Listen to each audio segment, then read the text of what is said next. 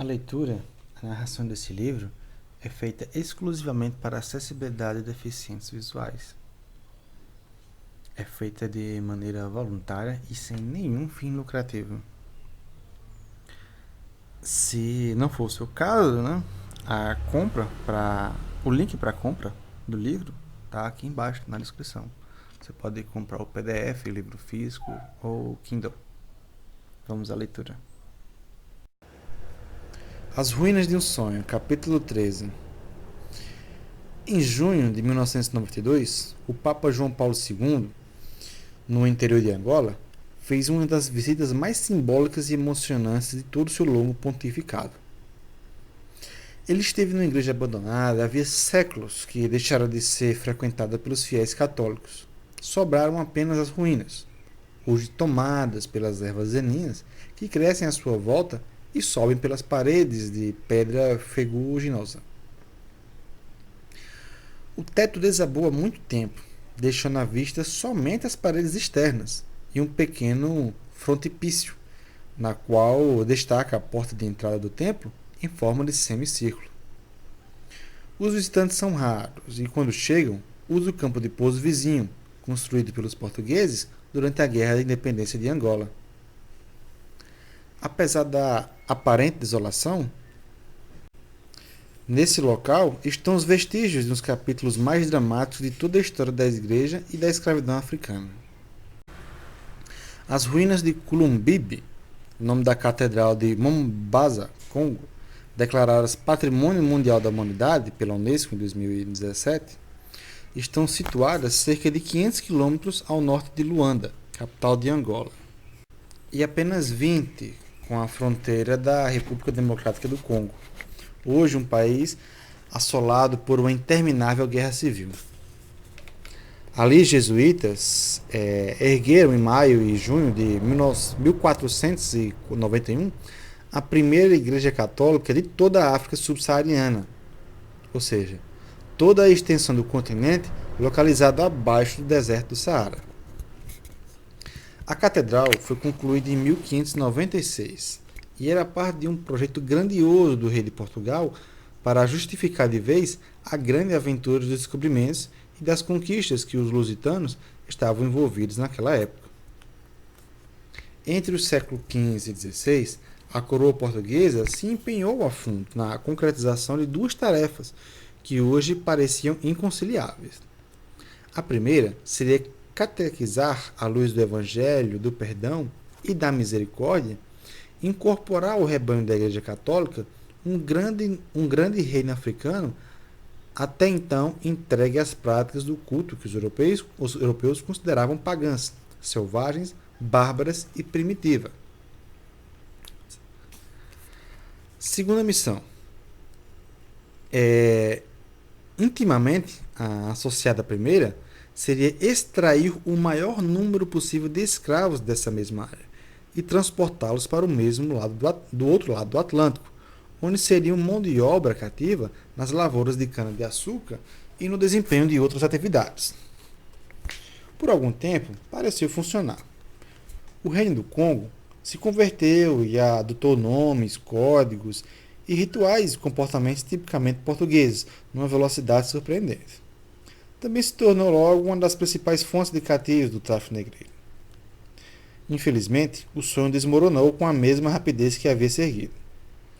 Hoje, a história do rei do Congo é considerada pelos estudiosos um caso exemplar e trágico da consequência do tráfico de escravos. Foi, na definição do historiador britânico Charles Boxer, o símbolo máximo da, abre aspas, dicotomia que afligiu a aproximação portuguesa aos negros africanos durante tanto tempo. O desejo de salvar as almas imortais associado ao seu de escravizar seus corpos vis. Fecha aspas. Ou ainda, na frase de outro historiador, o também britânico John Russell Wood, abre aspas, um exercício de desilusão mútua, fecha aspas, em que as expectativas dos dois lados estavam equivocadas e jamais se confirmavam. Charles Boxer, O Império Marítimo Português, página 106. Histórias do Atlântico Português, página 35, de John Russell Wood. O antigo Reino do Congo se estendia por um território diferente dos dois países que atualmente usam essa dominação, que é a República Democrática do Congo e o Congo, propriamente dito. Estava situado na região das savanas, logo abaixo da floresta equatorial africana, e tinha sua principal cidade, Mbanza Congo, rebatizada de Salvador do Congo, após a chegada dos portugueses. Era uma cidade enorme para os padrões da época, uma população entre 60 e 70 mil habitantes. O Palácio do Rei tinha 2.400 metros de circunferência. Metade dos 20 mil moradores do reino, era escrava. A sociedade se baseava no cultivo de lavouras de feijão, sorgo, milhete e na criação de gado bovino, porcos, ovelhas e galinhas. As roupas eram feitas com fibras de palmeira. Hábeis olheiros, os congoleses, faziam utensílios de cerâmica e dominavam técnicas rudimentares de metalurgia, que incluíam como matérias-primas o ferro, o cobre, os quais fabricavam ferramentas agrícolas, como enxadas, machados e pontas de flechas usadas na caça e na guerra. Moravam em cabanas e aldeias protegidas por paliças. Paul E. Lovejoy, Transformation Slavery, páginas 127 e 128. A Manilha e o Libambo, página 360 a 354. Em 1483, o navegador Diogo Cão ancorou sua caravela na margem do sul da foz do rio Zaire. Foi recebido pelo Mani, ou o Senhor do Sônio, província do Reino do Congo. Comunicando por mímica e algumas poucas palavras que ambos compreendiam, um do outro, mandou mensageiros e presentes para Mbanza Congo, a capital do reino, onde vivia o seu soberano máximo. O Mani Congo, senhor do Congo, chamado Anziga A Nkuna. Como os mensageiros demoraram a retornar, Diogo Cão tomou 4 reféns entre a população local e os levou para Portugal. Antes de partir, avisou que os traria de volta no prazo de 15 luas, cerca de 14 dias. 14 meses, na verdade, E, cumprindo o que prometera, em 1485, estava de volta com os reféns que levaram na primeira viagem. Todos vestidos à moda europeia e falando português fluente. Uma vez mais, mandou o Manicongo mensageiros e presentes, além de uma carta do rei de Portugal, Dom João II, que oferecia sua amizade ao soberano africano. A resposta dessa vez foi rápida e positiva. Embora ainda não tenha sido nessa viagem que o navegador encontrou pessoalmente o rei do Congo, o soberano avisou que enviaria imediatamente uma embaixada a Portugal, no próprio navio de Diogo Cão. A comitiva congolesa, enviada a Lisboa, incluía um dos reféns da primeira viagem, cujo nome tinha sido mudado de Chachafesos, ou Caçuta, para João da Silva. Levava os presentes para o rei de Portugal, objetos de marfins, panos de ráfia, cuja qualidade e beleza provocaram alvoroço entre a nobreza em Lisboa. Manicongo pediu ao rei de Portugal que acolhesse e educasse alguns seus jovens súditos, de modo que esses, depois de formados, pudessem dividir o conhecimento com seus conterrâneos. Solicitava também que enviasse ao Congo missionários católicos, mestres de ofícios como pedreiros, carpinteiros e agricultores. Dom João II atendeu aos seus pedidos e despachou os padres artífices em 3 navios, incluindo mais alguns presentes como cavalos, arreios, sedas, damascos e veludos. As caravelas que chegaram ao Congo depois da viagem trágica marcada por calmarias, brigas entre os tripulantes e muitas mortes por causa de febre e outras doenças. Entre as vítimas estava o próprio comandante da expedição, Gonçalo de Souza, o tal ex-refém congolês convertido em embaixador, João da Silva. Os dois, né, na verdade. Eu li errado, vou ler novamente. Entre as vítimas estava o próprio comandante da expedição, Gonçalo de Souza, e o tal ex-refém congolês convertido em embaixador, João da Silva.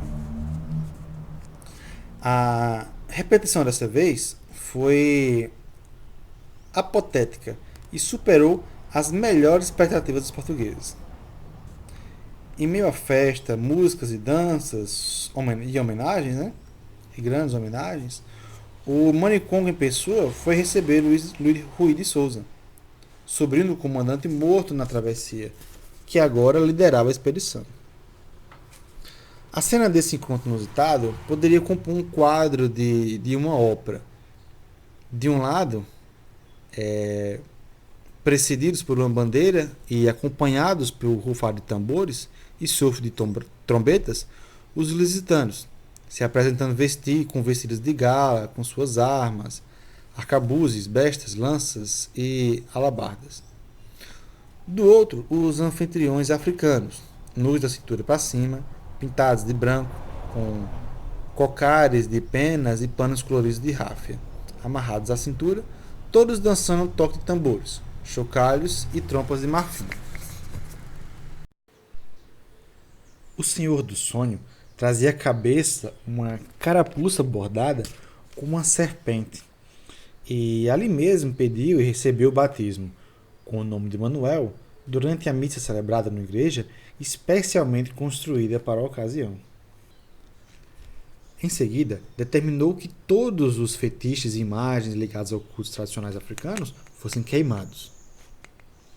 A etapa seguinte, em Mbaza Congo, a capital do reino, foi ainda mais ruidosa e festiva.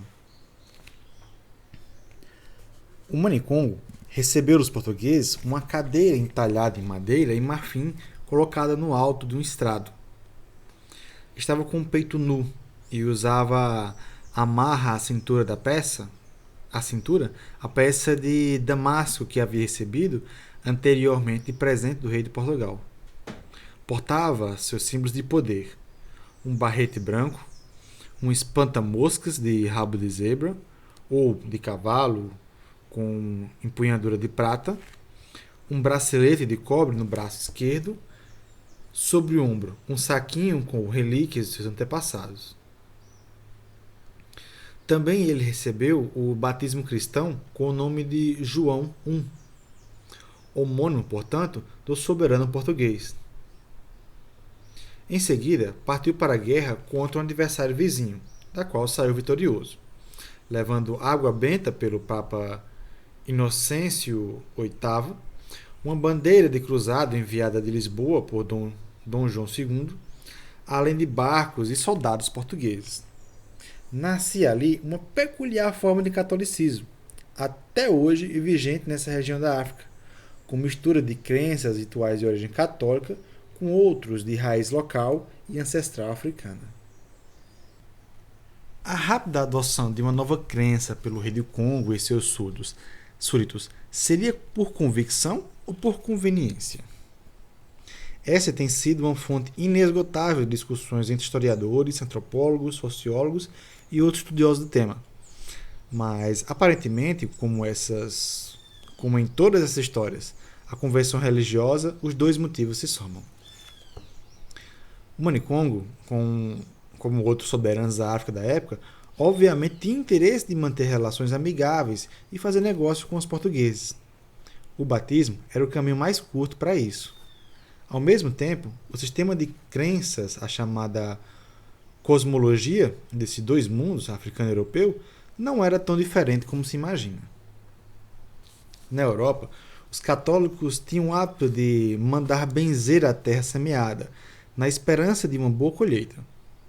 Faziam procissões para pedir chuvas, acreditavam em mal-olhado, bruxas e feiticeiras, muitas delas queimadas nas fogueiras pela Inquisição. Era exatamente no que acreditavam e faziam os habitantes do Congo, só que com nomes e rituais diferentes.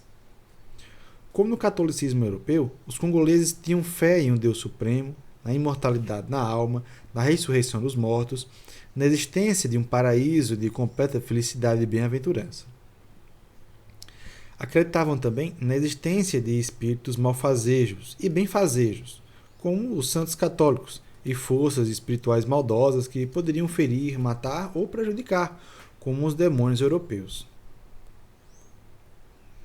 E, num paralelo ainda mais próximo à veneração dos santos católicos, guardavam relíquias de seus antepassados, como grandes pedaços de ossos, tufos de cabelo, os quais atribuíam poderes miraculosos.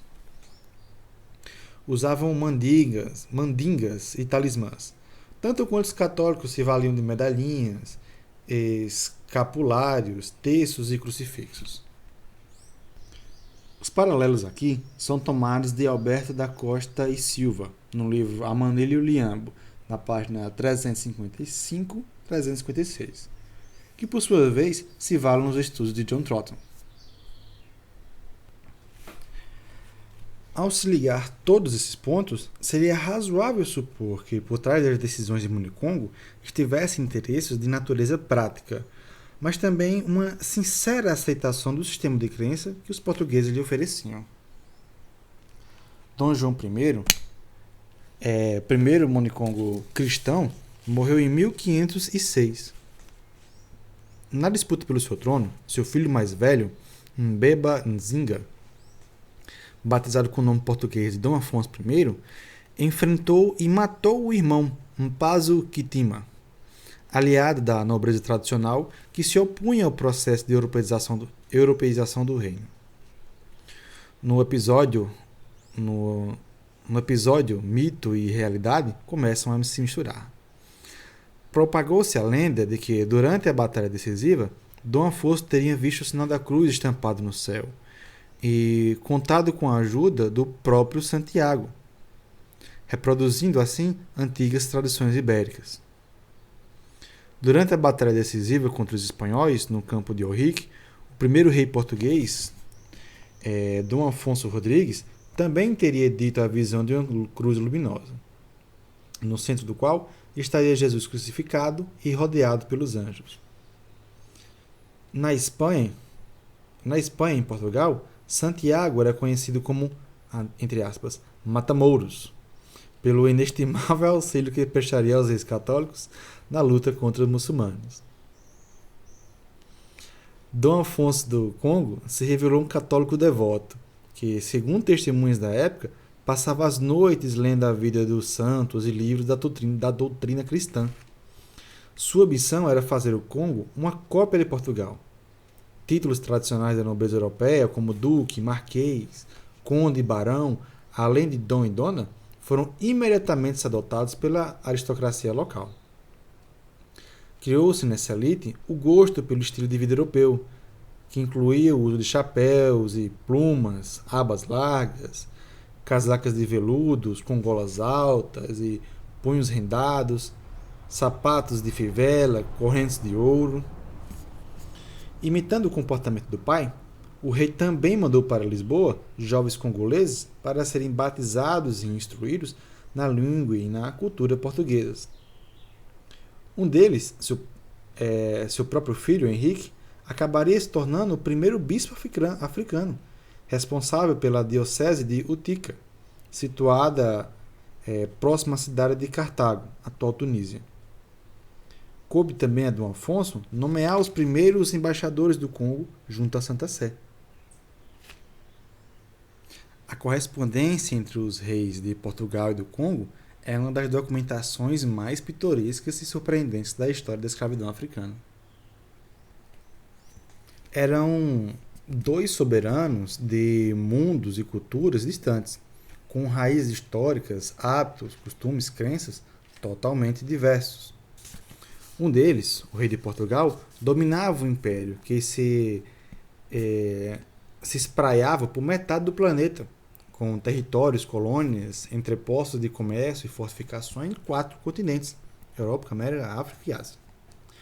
Do outro, acabara de ser surpreendido com a chegada de navios e homens barbudos de pele branca, fortemente armados, que nunca tinha visto em seus territórios. Tentava entender o sobreviver à maré vertiginosa de acontecimentos que ameaçavam a existência do seu próprio povo. E apesar de todas as diferenças, os dois soberanos se tratavam como iguais, ao menos formalmente, nas cartas que trocavam entre si. Em 1512, Dom Manuel, rei de Portugal na época da chegada dos portugueses do Brasil, despachava para Dom Afonso I, rei do Congo, uma correspondência com o seguinte preâmbulo.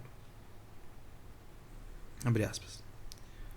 Muito poderoso e excelente rei do Manicongo, nós, Dom Manuel, pela graça de Deus, rei de Portugal e da Guiné, vos enviamos muito saudar, com aquele que muito amamos e prezamos, e para quem queríamos que Deus desse tanta vida, saúde como vós desejais. Fecha aspas. A resposta de Dom Afonso veio em 31 de maio de 1515, no mesmo tom amigável. Abre aspas. Muito alto e poderoso Senhor. Nós, Dom Afonso, por graça de Deus, rei do Congo e senhor das Ambundos, com aquele acatamento e reverência que de rei a rei devemos fazer, encomendamos a vossa alteza, Senhor, muitas santas graças e louvores te dou, muito altíssimo Deus, Padre e Filho e Espírito Santo. Na primeira carta, Dom Manuel apresentava seu mensageiro, o fidalgo Simão Silva, que não chegou a se encontrar com o Manicongo, porque morreu a caminho, aparentemente de malária ou febre amarela. Coube a seu substituto, Álvaro Lopes, entregar as instruções, abre aspas, um verdadeiro plano diretor da europeização do reino africano, fecha aspas, segundo a definição do historiador Alberto da Costa e Silva, onde pode ser visto em Amanilho Liambo, página 371. Na carta, Dom Manuel orientava o colega africano que... na carta, né? Dom Manuel orientava o colega africano sobre quase tudo que poderia dizer a respeito do seu reino, incluindo até mesmo o formato da assinatura dos documentos. A carta de resposta de Afonso I, por sua vez, pedia ajuda ao rei português para cumprir sua missão religiosa de propagar a palavra do evangelho no reino africano. Abre aspas. Porque, senhor irmão, a nós seria melhor não nascer nesse mundo do que ver a perdição de tantas almas dos nossos parentes, irmãos e primos, fecha aspas. Em seguida, solicitava o envio de pedreiros, carpinteiros para construir casas e edifícios no Reino do Congo. Encerrava a carta intercedendo a Nosso Senhor Jesus Cristo, né, abre aspas, intercedendo a Nosso Senhor Jesus Cristo, muitos dias de vida e alcançamento do vosso estado, do vosso real estado, fecha aspas, ou seja, o reino português. Dom Manuel I morreu em 1521, mas a pedido dos soberanos do Congo, continuaram a chegar a Lisboa, endereçados ao novo rei português, Dom João III. Numa das cartas, Dom Afonso pedia o envio com urgência de 50 padres à África, porque, segundo alegava, na falta de sacerdotes, havia 6 meses que seu povo estava sem missa e sem sacramento. Nós, Dom Afonso, por graça de Deus, rei do Congo e senhor dos Ambundos, e da conquista de Pazelundus, com aquele acatamento que devemos, beijamos as reais mães da... beijamos as reais mãos de Vossa Alteza, a quem fazemos saber que bem podemos haver 40 anos, pouco mais, pouco menos, que Nosso Senhor, por sua piedade e misericórdia, nos iluminou e nos mostrou a claridade e tirou da escravidão em que vivíamos. Pedimos a Vossa Alteza, pela morte e paixão do Nosso Senhor, que padeceu pelos pecadores, que nos mande 50 padres, para estarem repartidos pelo reino e senhorios, para que Nosso Senhor, servido de sua santa fé católica, se acrescida E nós seríamos consolados, vendo que tanto desejo, vendo que tanto desejamos, por vermos a necessidade de que este reino tem, e vemos a multidão das almas que se perdem. Fecha aspas. Em meio à troca de correspondência e gentilezas, os reis congoleses às vezes mandavam escravos de presentes ao rei de Portugal. Com a ajuda dos portugueses, promoviam grandes razias em territórios vizinhos, que resultavam na captura de centenas de cativos. Em uma delas, o Manicongo atacou e venceu o rei Munza. O rei Munza. Ele atacou e venceu o rei Munza, de Dembo, atual Angola. Dos 600 prisioneiros capturados no final da batalha, 300 foram imediatamente despachados como escravos para Portugal. Os demais só não embarcaram, porque ao chegar no porto, os navios já tinham partido. Em 1530, o Reino do Congo exportava por ano entre 4 e 5 mil peças da Índia, entre aspas. Ou seja, escravos considerados de primeira qualidade, jovens saudáveis do sexo masculino. Porém, foi justamente o tráfico de cativos que começou a azedar a relação entre eles. O choque de interesse revelou-se inevitável. Portugal queria escravos. O Congo ajuda para se modernizar e enfrentar adversários. A certa altura, o Manicongo percebeu que o número de súditos do reino acabava nos navios negreiros. O número de súditos do reino que acabavam nos navios negreiros era alarmante e precisava ser estancado. Esse o teor da carta de Dom Afonso I a Dom João III em 1526, na qual pede o fim do tráfico na região. Abre aspas. Pedimos que queira nos ajudar e favorecer nesse caso, em mandar seus feitores que não venham cá mercadores nem mercadorias, porque nossa vontade é que esse reino não haja trato de escravos nem saída deles. Fecha aspas. Na mesma carta, Dom Afonso manifesta o desejo de comprar um navio de Portugal e, dessa maneira, fazer direto com a Europa sem intermediários. Dizia que os portugueses seriam sempre bem-vindos, mas só se fossem padres ou professores. Traficantes de escravos já não seriam mais acolhidos. O rei português demorou 10 anos para responder essa carta. Nenhuma das propostas foi aceita. Mais do que salvar almas, os portugueses estavam interessados mesmo no tráfico de escravos. Ainda assim, o rei do Congo insistiu na sua determinação de conter e regulamentar o tráfico. Criou um comitê composto por 3 seus representantes, sem cuja autorização nenhum cativo poderia ser embarcado fora do reino. Foi inútil. O sistema fez com que as feiras e mercados de cativos se deslocassem para as regiões vizinhas, mas continuavam tão ativos quanto antes. Quando Dom Afonso I morreu, em 1543, o projeto de europeização do Congo já tinha fracassado por completo. Portugal não cumpria sua parte nos tratos iniciais. Até padres e missionários se mostravam mais interessados em traficar do que em educar ou salvar almas. Entre os traficantes negreiros estava o próprio superior dos jesuítas, o padre Jorge Vaz. As reclamações contra o mau comportamento do clero eram uma constante nas cartas. As reclamações contra o mau comportamento do clero eram uma constante nas cartas do Manicongo para o rei português. Numa delas, ele contava que o padre havia, abre aspas, enchido suas casas de putas, fecha aspas, e empenhado uma mulher, entre aspas. O que teria causado a fuga em massa dos estudantes da escola, em que a jovem era professora. Abre aspas. Os moços que ensinava e tinha casa lhe fugiam, fecha aspas, explicou o rei do Congo ao colega português. Na inspirada face de Alberto Costa e Silva, abre aspas, o reino do Congo tem a Portugal dentro dele como uma espécie de doença, fecha aspas. A Manilha e o Liambo e o Libambo. A Manilha e o Libambo, página 379 e 435.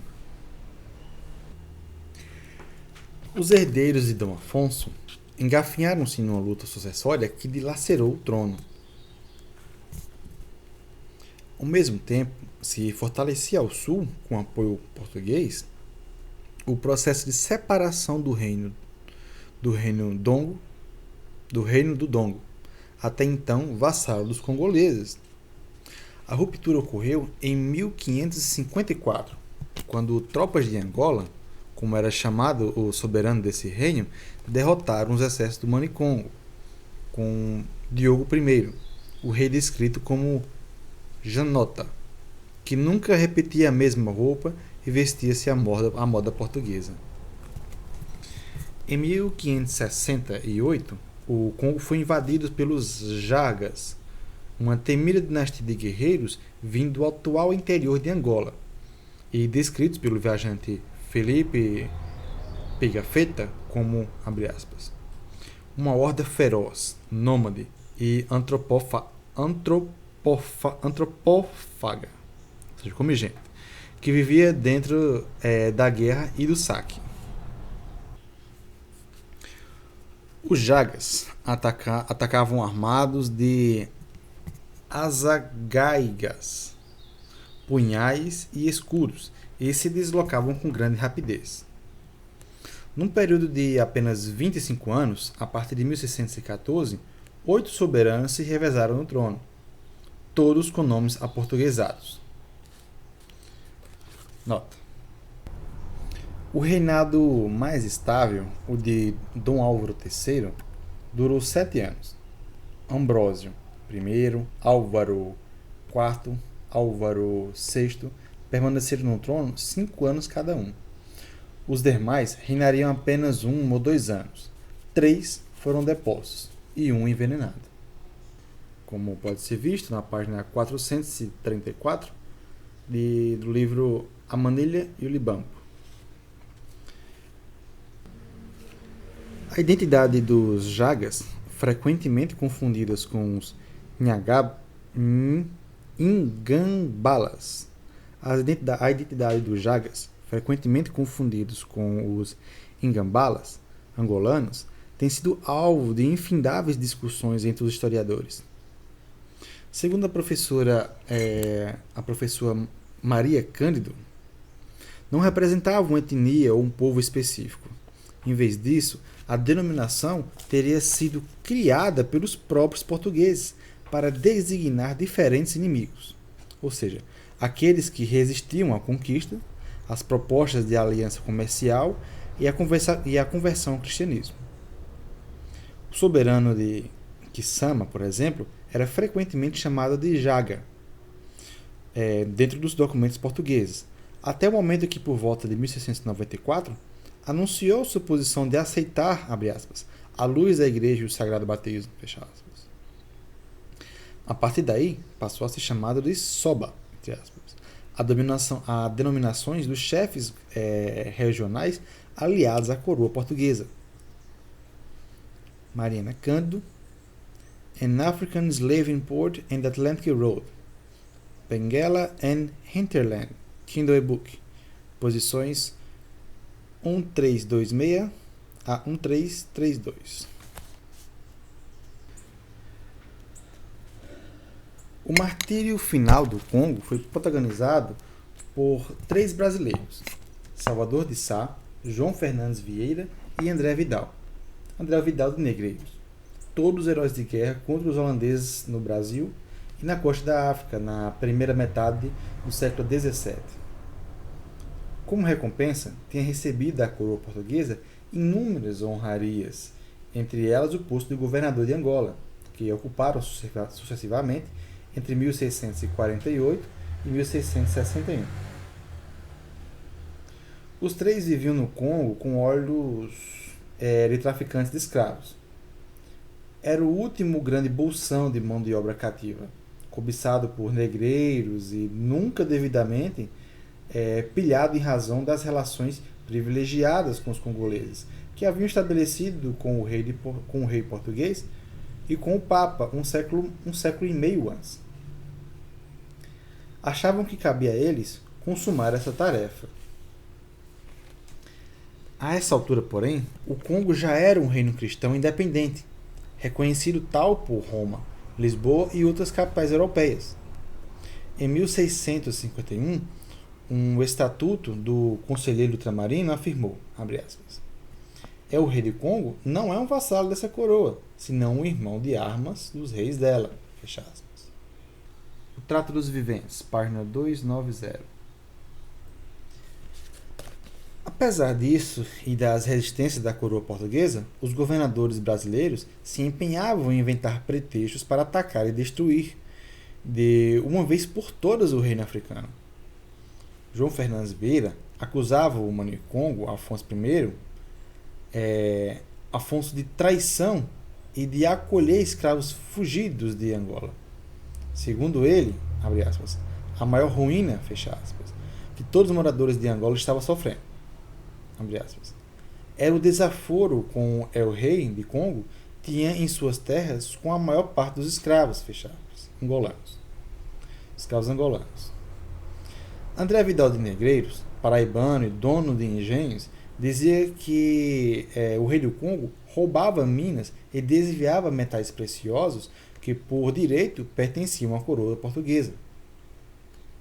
Para contornar a eventual oposição da igreja, acusou o clero congolês de, abre aspas, cismático e idólatra, fecha aspas, exercendo má influência junto ao rei. Diante de tantas intrigas, coube ao próprio Manicongo tomar a iniciativa do combate. Pressionado pelos seus nobres súditos, Dom Antônio I Afonso, declarou guerra a Vidal de Negreiros, com o objetivo, segundo ele, de, abre aspas, defender nossas terras, fazendas, filhos e mulheres e nossas próprias vidas e liberdades, de que a nação portuguesa se possa apossar e senhorar, fecha aspas. Era o pretexto que faltava aos brasileiros. O confronto decisivo se deu em 1665, a Batalha de Ambuila, deflagrada a cerca de 70 quilômetros ao leste de Portugal, ao leste da capital, São Salvador.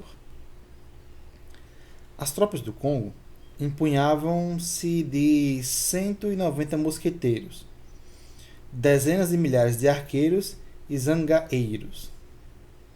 As de Vidal do Negreiro contavam com 2 canhões, 550 mosqueteiros, 3.000 arqueiros e milhares de guerreiros nativos.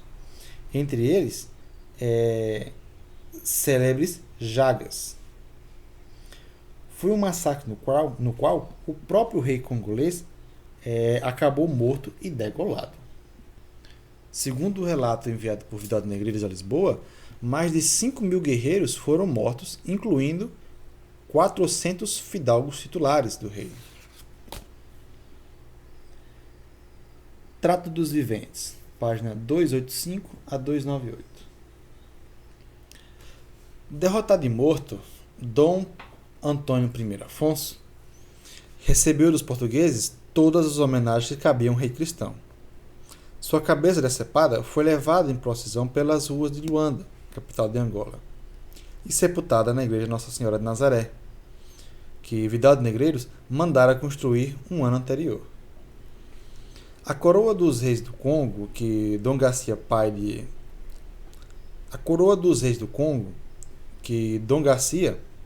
pai de Dom Antônio I Afonso, recebera de presente do Papa Inocêncio X, foi enviada de volta ao Vaticano pelo Mesa Vidal de Negreiros.